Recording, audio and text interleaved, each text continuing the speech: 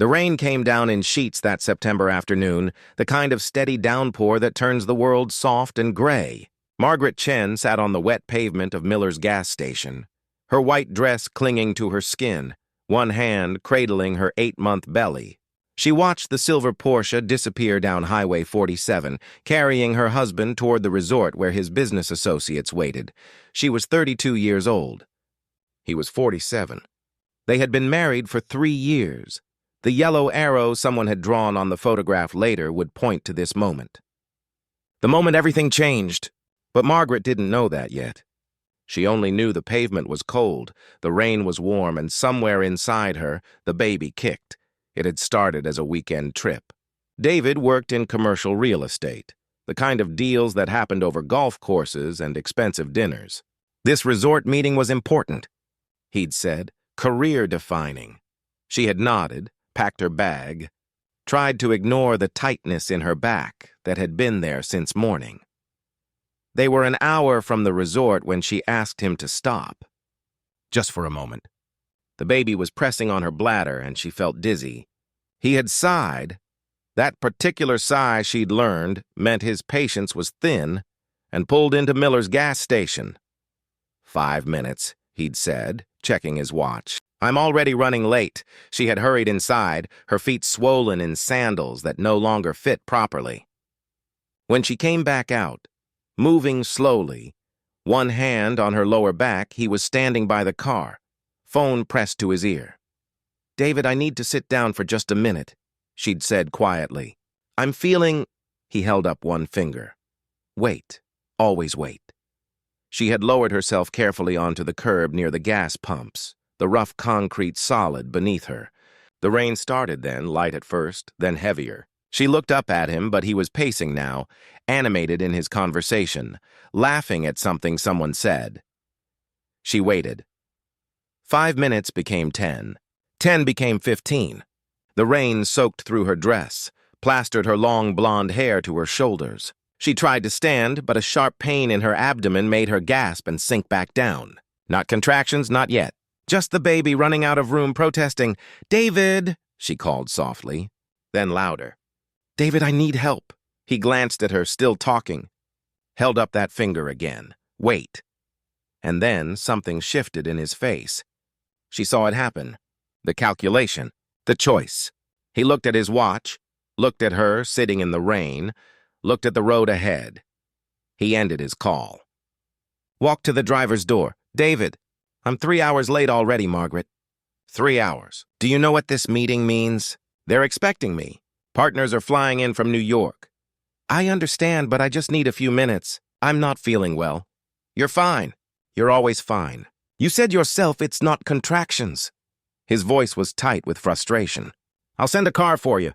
2 hours tops. You can rest inside, get something to eat. She stared at him, rain running down her face, unsure if she'd heard correctly. You're leaving me here? I'm sending a car. You'll be comfortable. He was already in the driver's seat, starting the engine. This meeting determines our future, Margaret. Yours too. The baby's. Think about that. And then he was gone. The Porsche's taillights blurred red through the rain, then vanished around the bend. Margaret sat there for a long moment, too stunned to move. Then slowly she began to cry. Not dramatic sobs, just quiet tears that mixed with the rain, the kind of crying that comes from somewhere deep and tired. Ma'am? Ma'am, are you all right? The voice was gentle, concerned. Margaret looked up to see an older woman standing over her, holding a large umbrella. She was perhaps 60, with kind eyes and graying hair pulled back in a practical bun. She wore a Miller's gas station uniform shirt. I'm fine, Margaret said automatically. Honey, you're sitting in the rain 8 months pregnant. That's not fine.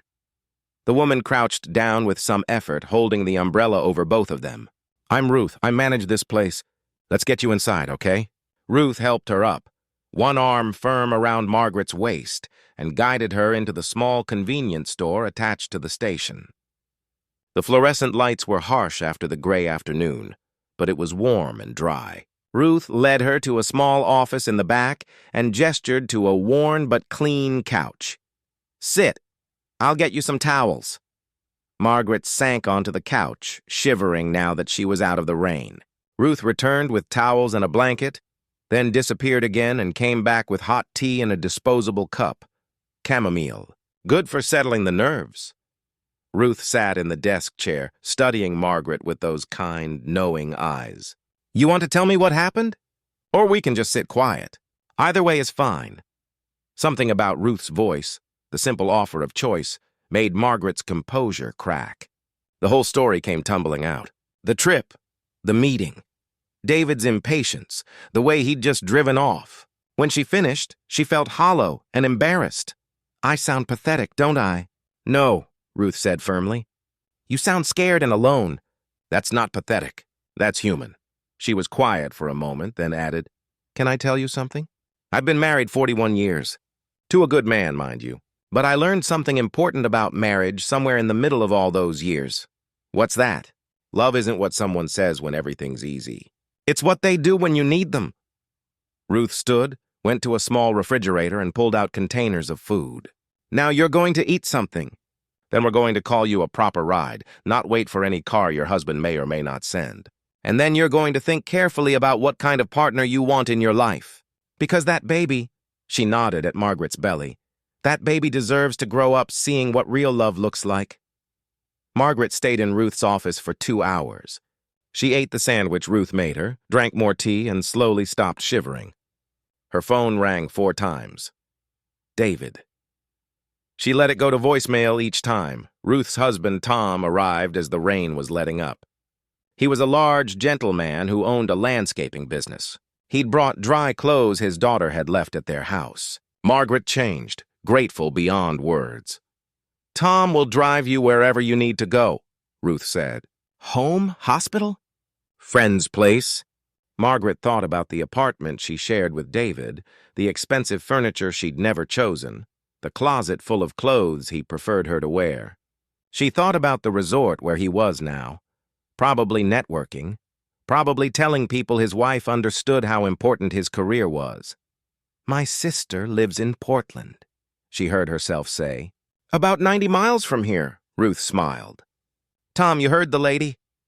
In the truck, as they drove through the clearing evening, Tom spoke only once. My Ruth, she's got a sense about people. Always has. She said to tell you, and these are her words, not mine, she said to tell you that you're stronger than you know, and that sometimes the hardest thing and the right thing are the same thing. Margaret pressed her hand to her belly, felt the baby move. She thought about David leaving her in the rain. But more than that, she thought about Ruth covering her with an umbrella, about the gentle way Tom had said, wherever you need to go, about the simple, unquestioning kindness of strangers. Her sister Rachel opened the door, took one look at Margaret, and pulled her into a fierce hug. I'm pregnant and my husband left me at a gas station, Margaret said, and somehow, saying it out loud made it real and absurd all at once. I know. Some woman named Ruth called me. Said you were on your way and needed family. Rachel pulled back, her hands on Margaret's shoulders. She also said you were brave. Said she could see it in you, even if you couldn't see it yourself yet. That night in Rachel's guest room, Margaret finally listened to David's voicemails. The first was irritated. Where was she? The car had arrived. Why wasn't she waiting? The second was angry. She was being dramatic, embarrassing him. The third was cold. He'd stay at the resort for the weekend as planned, and they'd discuss her behavior when he got home. The fourth, left just an hour ago, was different. Worried, almost frantic. He'd called the gas station. Ruth had answered. Margaret could only imagine that conversation. Whatever Ruth had said, it had shaken him. Margaret, call me back. Please, I'm coming home. I'm sorry. I made a mistake. Please.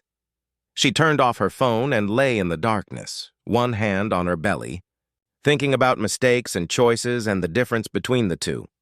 The baby came 3 weeks later. A girl, Sophie, 8 pounds, 2 ounces, perfect. David came to the hospital, pale and agitated. He held Sophie with uncertain hands, looked at Margaret with something she'd never seen in his face before. Fear. Not of losing his marriage, she realized, but of having already lost it. They talked. Long conversations over many weeks. He admitted things she'd already known but hadn't wanted to see. The marriage had been convenient for him. She was young, beautiful, undemanding. He'd loved the idea of her more than the reality of her life, her needs, her humanity. "I'm going to therapy," he told her. "Individual and marriage counseling." "If you'll come." "If you'll try?" "Why?" she asked. Not cruel, just genuinely curious. What changed? "That woman at the gas station, Ruth. She said something to me on the phone." He looked down at his hands. "She said, 'Your wife sat in the rain for 2 hours because you made your career more important than her safety. Your child will remember the man you are today when she writes your story tomorrow.' What story do you want her to tell?" Margaret felt tears sting her eyes, not for David, but for Ruth, who had seen into the future and tried to change it. They tried. Counseling, conversations, compromises. David worked less. Margaret spoke up more. But some things, once broken, show the cracks no matter how carefully you glue them back together. They divorced when Sophie was 2. Amicable, fair. David had become a better man, but not the right man. Not for her. On Sophie's 5th birthday, Margaret drove to Miller's gas station. It looked the same, weathered and familiar. Ruth was there, older now, moving slower, but with those same kind eyes. "I wondered if you'd come back," Ruth said, smiling. "I wanted to say thank you, properly." Margaret gestured to the car where Sophie was asleep in her car seat. "And I wanted you to meet her." They looked at the little girl through the window, blonde hair wild around her peaceful face. "You did good," Ruth said simply. "Because of you. You gave me permission to choose myself. To choose her." Margaret turned to Ruth. "How did you know? That day, how did you know what to say?" Ruth was quiet for a moment, looking out at the highway where the rain had fallen years ago.